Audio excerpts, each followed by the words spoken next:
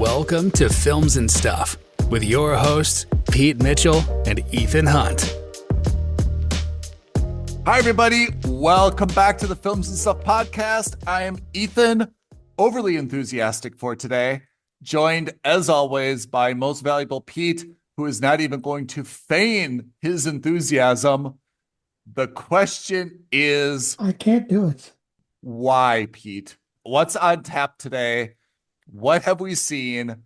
What summer blockbuster did we rush breathlessly to? Only, once again, as is the case every 3 years, we walked away disappointed. Unfortunately, you and I had the great pleasure of watching Jurassic World 4 Rebirth. So we have now been stewing on this for more than 24 hours.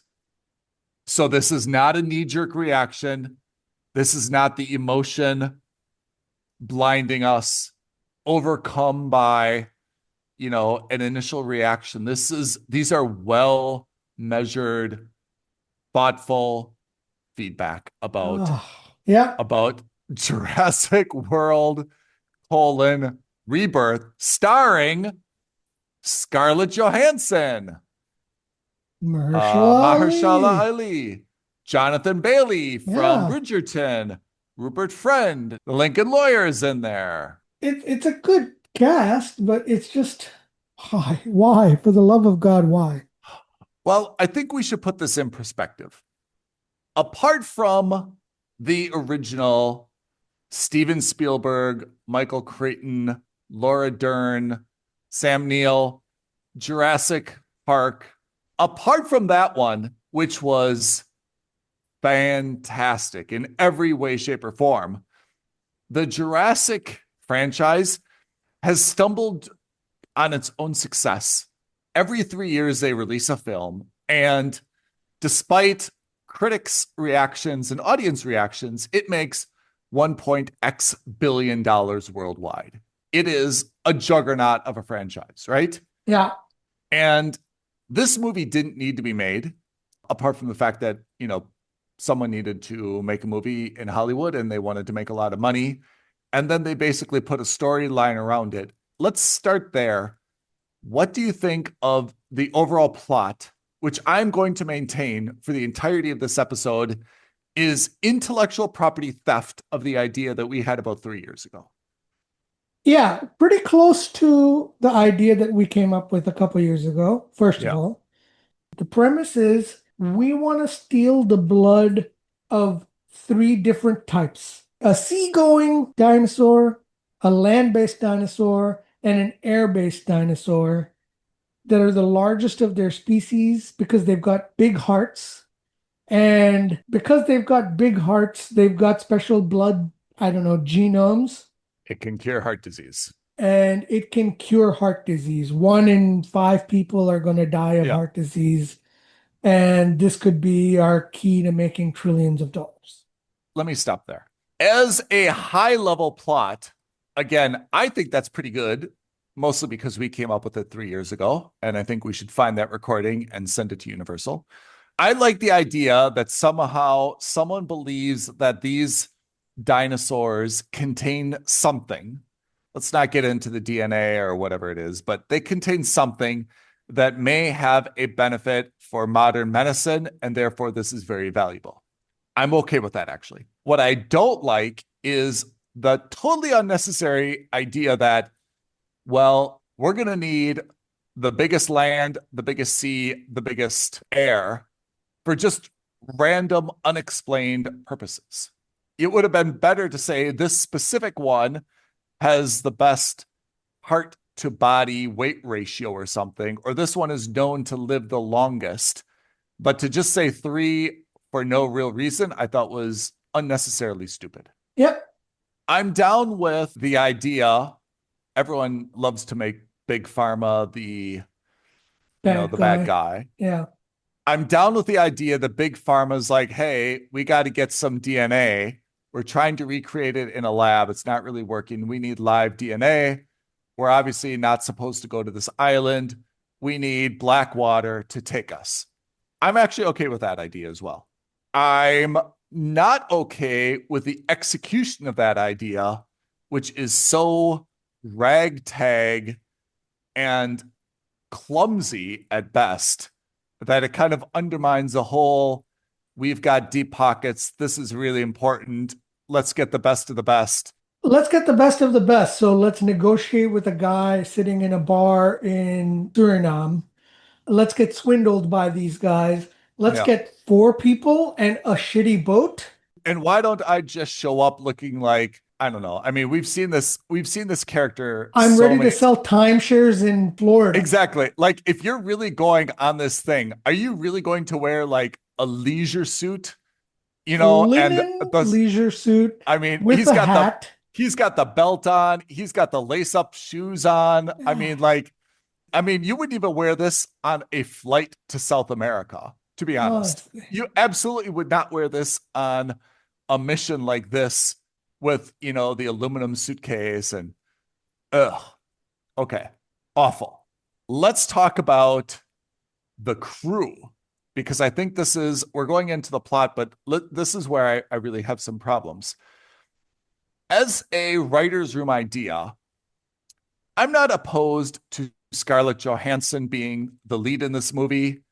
And based on what she's done as Black Widow, I feel like she could absolutely lead an ops team based on her prior work. What I have a problem with is she comes across as very wishy-washy. Sometimes she's super tough.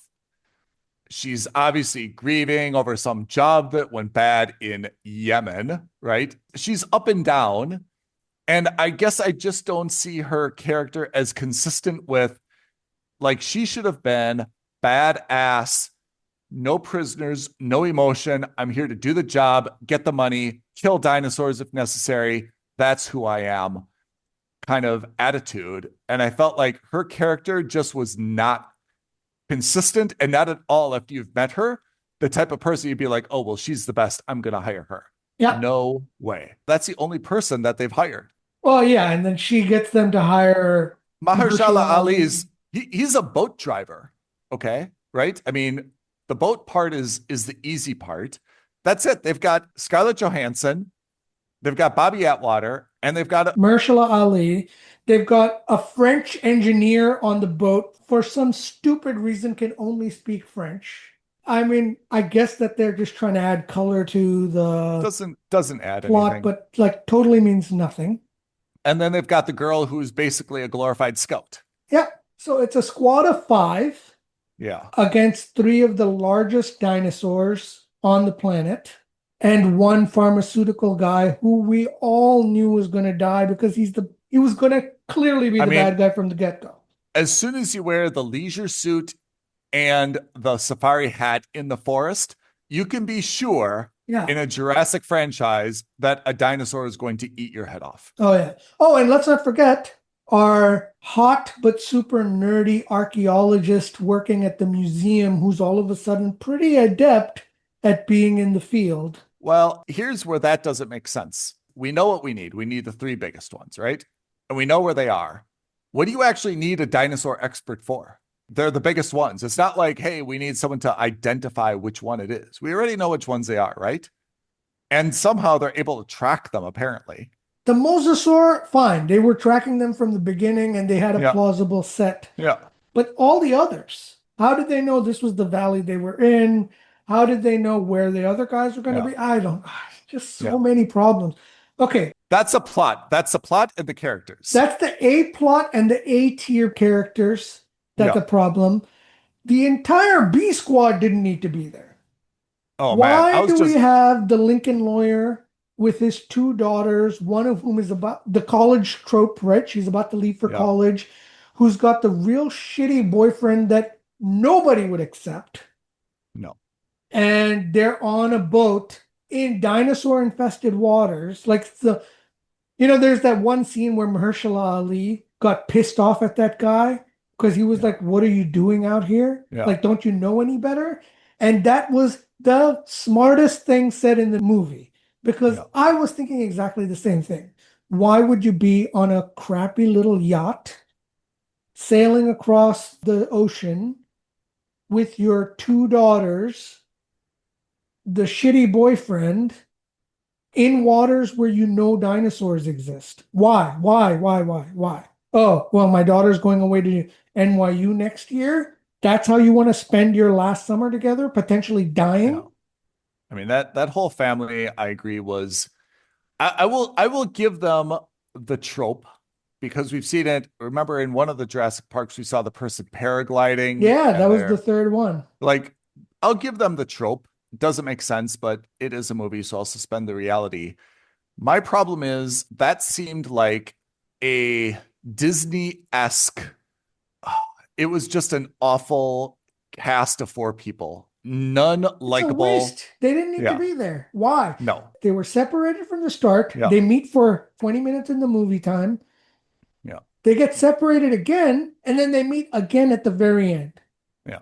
I didn't like any of the characters. Ah, I think awful. I got the boyfriend's arc, which actually you could kind of see coming, right? He starts as the lazy bum, but deep down he's got a heart of gold and he is reliable and he doesn't care. I get all that, but you've got the one little daughter who is, of course, supposed to make cute with a little dinosaur. You've got the other daughter who's just, angry at everything and hates. For no reason, by the way. Yeah. I mean, the whole thing was just off-putting. I would like to hear the person who walks out of that film and is like, that was a great part of the film. That's the part that I liked, or that was really enjoyable, or I really enjoyed that family, or I thought they added something to it. It did not. Absolutely nothing. I respect the idea that there needed to be a B plot because the A plot was so awful. And to be honest, that cast was so thin that you can't just have Scarlett Johansson, Ali, Dr. Henry Loomis, and the CEO. You can't just have those four guys walk in on the island alone. There wasn't nearly enough to make that a movie. So I get it why they needed to have a B plot, not a compelling B plot. They should have had 3 teams. One going after each of the dinosaurs, and each team should have been a squad of like 10 people. So you have like a platoon's worth of people on there. And then you have fun because each one gets picked off, as you would expect. But like when you already only have 4 people, how many of them are going to get picked off? You knew Mahershala Ali was going to give himself up at the end. And then somehow, by the way, spoiler alert, he doesn't die. I have to say, I'm going to take your idea, which is the first time I thought about it. But as we always do, I'm going to refine it a little bit and then you'll make it perfect. What about this? What about if the CEO, right, Martin Krebs, like talks about this internally and he's like, hey, this is what we're going to do. We're going to do this. And then you have, because remember, they've got this thing about, oh, this should be open source. We should make medicine available for everybody, not just for 1%. What if you would have kind of like the lab technician say, you know what? I'm not going to let him do this. I'm going to get my own team and I'm going to do it first. Like the Suicide Squad, right? The ragtag group. Yeah. So the CEO's got kind of like this great Blackwater equipped to the nines, right? They've got all the big black cigarette boats and they've got all these fancy guns and nets and stuff and the needles. And they're like, we're just going to go in and we're going to Blackwater this. Yeah. We're going to make this a military operation. Yes. And then you've got the lab tech who's like, hey, Scarlett, I know you used to be like in the Marines and your partner died and you're not really doing this anymore, but this is for the good of humanity. You need something to like give your life meaning. And he puts together the ragtag group of people that he barely knows, right? Yeah. And that's the B squad. So there's a race between A and B. A doesn't know it, but B is trying to get all this stuff so they can release it to the public before A gets it. That plays on your idea. Way better already. Way better already. Way better because then they can be like, look, we're underfunded. Yes. We're scrappy. Yes. But here's the thing. They've got 40 guys going in on this island. We've only got a team of 5. They're going to be making a shit ton of noise. Yes. We're going to sneak in and stealth in our way. Correct. And, oh, man, maybe what happens is they have to get the DNA from 3 of them. And both teams only get 1 or 2 of the DNAs. And then they have to work together for the third one. Or then it becomes a fight against the humans Yeah. because they're just like, all right, we've got two, they've got one, we have to get that, and we have to fight against each other or steal the other one. And it becomes like a heist movie on an island with dinosaurs. The Blackwater team absolutely should kill the dinosaur after they collect the DNA. 100%. Because that's how they're going to be like, hey, if we kill this dinosaurs or if we kill these two dinosaurs, nobody else can get their DNA. Yes. And that makes ours even more valuable. Yes. Universal, I know you listened to our plot from 3 years ago. Please, is it not clear that Pete and I are way more talented than anyone you've got writing these movies? That's a way better idea. You could double cast it. You've got the ragtag group. You've got the well-funded group. The ragtag group is really funny. A lot of Kevin Hart kind of rock like comedy angles, right? Black Ops group is just like straight to the point. Yeah. We're going to do this because we are a military operation. And guess what? In the real world, that is what you would want to do. Pfizer isn't going to hire 5 guys to go out there and steal DNA from a dinosaur island. Yeah. They've got all the money in the world. They're going to spend $250 million. They're going to spend $500 million. Hell, they'll spend $1 billion and say, we're going to hire a small paramilitary outfit to go out there and do it for us. That's not what I thought this movie was about, to be honest. Or that's not what I thought the plot was about based on the trailers. So that's a good surprise. But I thought Scarlett Johansson, again, from her work, I thought she could handle this role. I was really, really disappointed in her. I don't want to say her performance, but the character that they gave her was absolutely not the level that this movie needed. Like, she did not carry this movie. She was not a leader of the team. She did not have like the right attitude to be, you know, kind of like the head of security for this operation. And that's what I thought was one of the major holes, is that they gave her the lead and she absolutely didn't live up to it. You're absolutely right. Her motivation was all over the place because, first of all, the number seemed preposterously low to me. I thought it seemed preposterously high. $10 million? This is one lady to just go in and say, like, how much will I give you? Like, it was just a round number. Like, I would imagine that you could give someone like this $1 million and they would do it. Oh, I don't know, man. If I'm negotiating with a pharmaceutical company for something like this, I think I'm going $50 million. That's you, but... Yeah, that's true. And think of it the other way. If you're the company, be like, oh, I'm sorry, you're an off-the-grid, washed up female, no team around you. Your last job was a failure where your partner died in Yemen. There's 1,000 of you in the world.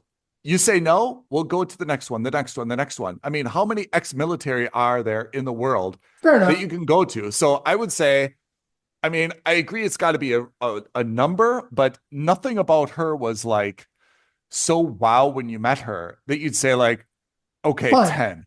Fine. Double so it. You're right. $10 million, whatever the number is. First of all, she seemed like she really needed the money and they never explained why. Yes. Then she seemed like this hard as nails person when they're approaching the in New York, guy. They're just like, have you told him about all the zeros? Like, you know what I mean? Like, she seemed like this money hungry person. Fine.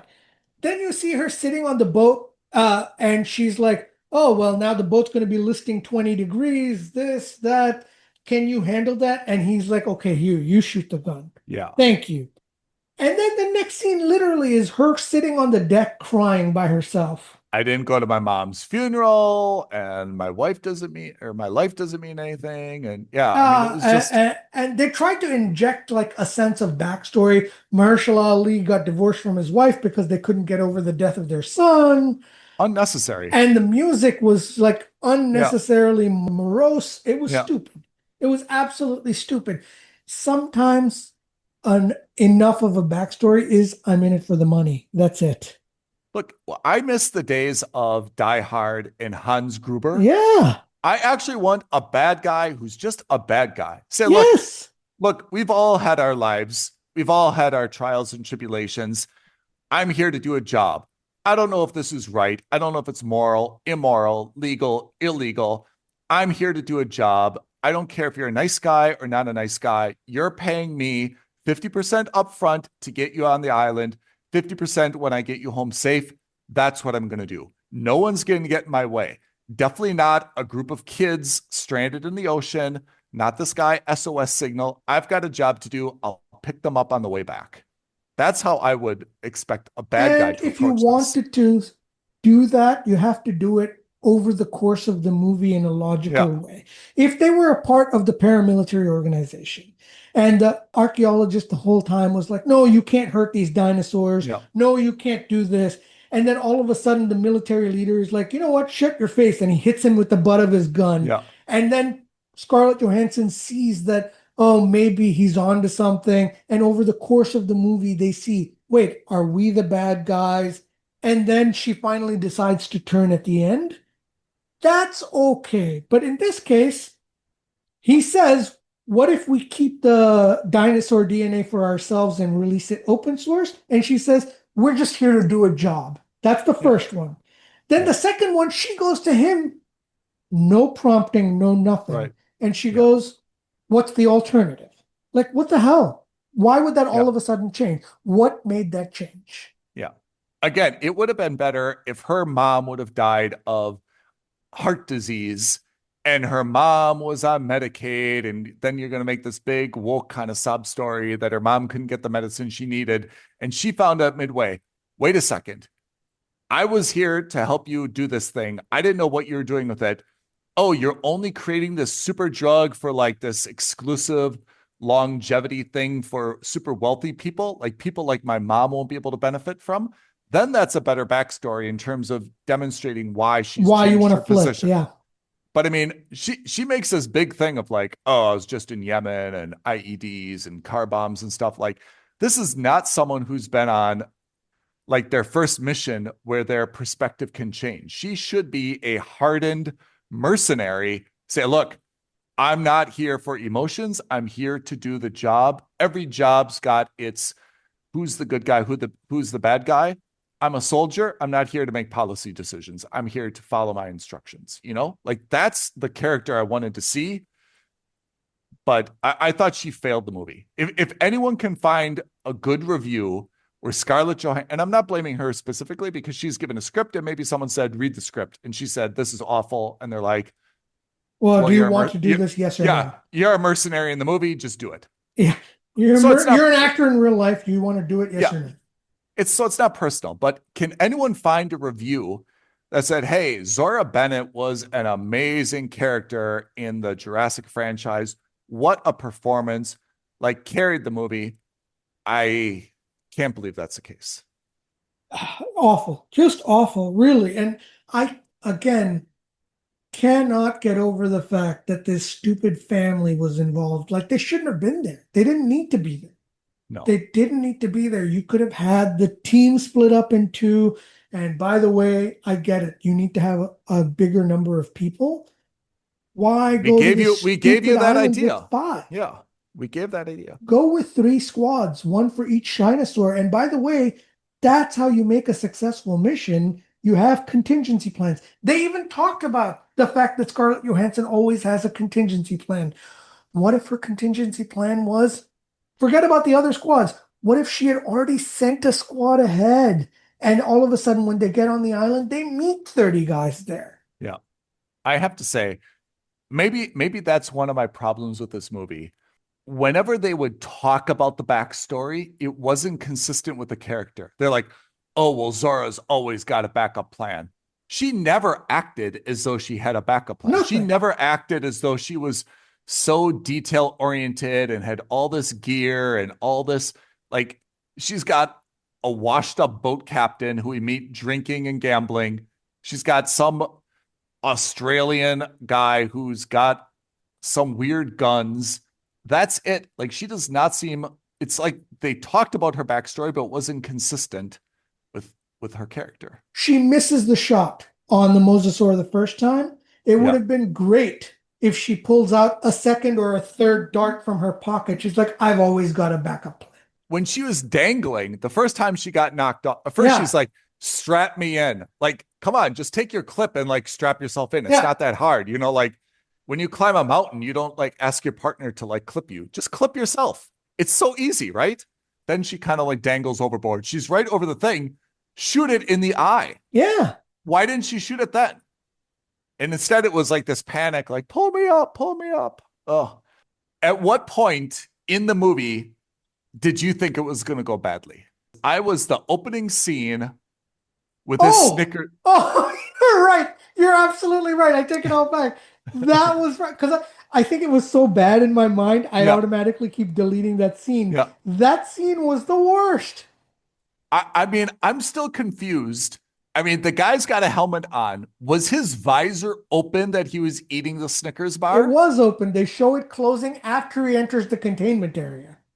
And what did he think happened to the Snickers wrapper? Like, did he intentionally doesn't care. He's just going to litter. And then this facility, which probably cost a couple $2 billion, they have no problem designing a door that gets shorted out by a Snickers wrapper. It was just the idea, first of all, a blatant product placement. Yeah. But the idea that the guy's just like munching a Snickers on the floor and then his visor closes, which I didn't really think was a thing. I kind of missed it, but then I was like, he must have had it open. Okay, and then he just litters the wrapper. The wrapper mysteriously floats all around, gets sucked into a vent, shorts out the door, but it's still, and then that not just shorts out the door, basically it shuts down the entire facility that just decides to reboot and let all the dinosaurs out. But then the door closes. That whole scene was there just as a set piece to show the guy get gripped in the dinosaur's claws and turned upside down and then eaten. I thought the whole thing was unnecessary, but I get it that they wanted to kind of show this facility was R&D and something, but I thought that was just awful. And as soon as that happened, I'm like, oh my God, this is gonna be terrible. That's the best that they came up with. It was a stupid Snickers wrapper gets sucked into a door. I don't know why the door even has a vent at the bottom, but fine. Like it must have been sucking up dust like all day long, but obviously the Snickers wrapper will short out the whole system. And then I thought that they did a good job kind of at the beginning, walking back some of the other prior Jurassics, saying, look, climate's killed a lot of these dinosaurs. They can't really live anymore. People have kind of lost interest. You saw kind of like the Brontosaurus with like graffiti on it. I thought they did a good job of walking back some of that stuff in terms of why there's not a lot of dinosaurs around anymore and why they're all congregated near the equator. I thought that was good. Then you saw like the museum, and I don't know if you noticed the banner where dinosaurs ruled the world falling, which is a staple of every Jurassic. Yeah. And I got the point where, all right, the museum's not popular anymore. It's shut down. This guy's out of a job. That was kind of weird, but they bring him into the team, and I just thought that started slow, but there were some okay elements there. But then once they kind of like got on the boat, once they met Ali's team, like in this dodgy little bar and stuff, then I thought it just became so uninspiring. Oh, I mean, I had so many stupid problems with that movie. Can I tell you one thing I liked? Please. I liked the needles. I thought actually that was a kind of cool invention. I thought that I really kind of liked the needles and how they like filled up with a little bit of like blood and tissue and popped into the air. I have to give them credit. I thought that was a pretty cool thing, like elegant way to solve the problem. I thought that the dinosaurs weren't bad. I didn't have any really CGI issues. I thought the dinosaurs were high quality, but I think we kind of take them for granted after so many Jurassic Parks and so many Jurassic Worlds and so many Jurassic Kingdoms. Like it's not really scary anymore to see the T-Rex. It's not really scary to see the raptors, like we've kind of, unfortunately, we've become a little bit desensitized to them. We've seen a bunch and it's just not like wow anymore, but I thought they did, a reasonably good job with all the visuals. I think that's also something from Gareth Edwards, right? We saw him do some beautiful visuals in Godzilla. We saw some beautiful visuals in The Creator last year. Yeah, so that's right. I can see why someone would make this movie and a studio would be proud of it. I thought the visuals were good. There were some very nice aerial shots. I mean, they spent certainly enough money on it. I just thought that the characters and the plot failed it. Yeah. And after seeing so many of these, I don't know how we could. I mean, it's a summer blockbuster. It's a big name. People will go. I mean, Jurassic always gets a lot, but I don't know how someone can walk out of that movie saying, wow, that was really great. I want to see it again, or I would absolutely stream that in a year from now, or I'm going to tell my friends it's definitely worth going to. I just don't know how anyone can walk out of that movie with anything other than okay, well, that was a good use of 2 hours and $10, I just don't see anyone who can be enthusiastic about it. Yeah. And that's the disappointing part, because it's a very valuable franchise. The IP is good. The subject matter is good. There's no real legacy that they're now beholden to. But I mean, now it's like, okay, what's the next one? I mean, we know in 3 years, assuming this performs well, what's the next one? Like 3 years ago, you and I said, well, maybe they need to find out that actually dinosaurs contain this cure for cancer or something. And we weren't that far off. And I think that our idea has been stolen. What's the next one? If we've got to create one in 3 years from now, what is it? I think what happens is those dinosaurs on the equators that are there find a way, or have, in the cloning process, have found a way to terraform the Earth to go back to Jurassic time atmosphere. Okay. So it becomes not a race, but it becomes a question of who's going to survive, the dinosaurs or the humans. Like right now it's the humans, but I think they start proliferating because, they're releasing hundreds of billions of tons of CO2 gas and all that kind of things, and methane and all these things. So the actual atmosphere of the planet is going back, like global warming or something like that is moving so aggressively that the Earth is now going back to Jurassic times. Okay. I mean, I get that as the underlying basis, but what's the plot within that line? I don't know. I mean, I think that's our homework in the coming days, is to think of like, what is the next plot that, the easy one is, okay, well, let's create a new Jurassic Park. And of course, everything's going to escape all over again. It's been done.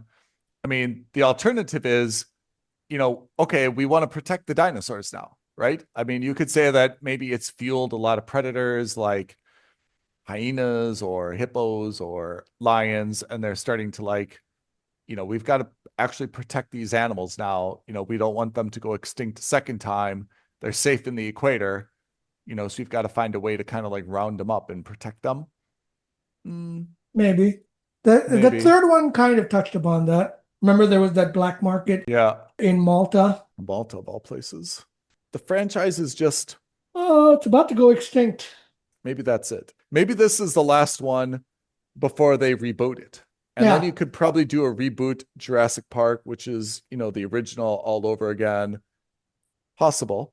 I was just really disappointed with the cast and the characters of this one. Not so much the overall plot, which is less nonsensical than some of the previous 6 I think we've seen, but I just thought that everyone mailed in their performance. All right. So what did you rate this movie?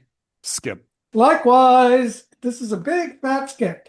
It's really hard for me to say a big summer blockbuster like this, where everyone wants to be in the air conditioning and everyone wants date night, something that's so well known, but I mean, this is just not worth your money or your time. Don't do it.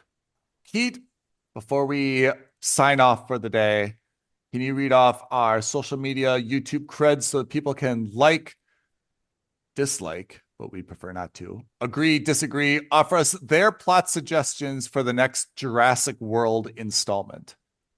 Yeah, please let us know. DM us on Instagram at Films and Stuff Podcast. But as always, the best thing you can do, like this video, leave a comment below, hit the subscribe button, and don't forget to hit that notification bell. Could not have said it better myself. Pete, I think we should congratulate ourselves for going to see this movie and staying through the end on the opening weekend. I really hope that this is of value to some of the listeners who may have been on the fence about seeing this or not seeing this, and save them a little bit of time and a little bit of money. But mostly, I hope a studio is listening to us and will let us come in and advise on future plots and character developments, because I think we would do a very, very good job. I think so. Or at least we couldn't do a worse job than what these guys are doing. I'm sorry, ScarJo. All right, everybody. Thanks for joining us on this week's episode of the Films and Stuff podcast. I'm Ethan, joined by Pete, and we will see you next week. Thanks, everyone. Thanks, Ethan. Thanks, everyone. Bye now. Thank you for listening to another episode of Films and Stuff. If you haven't already, please subscribe and review on Apple Podcasts, Spotify, or wherever podcasts are downloaded. Films and Stuff. There is no substitute.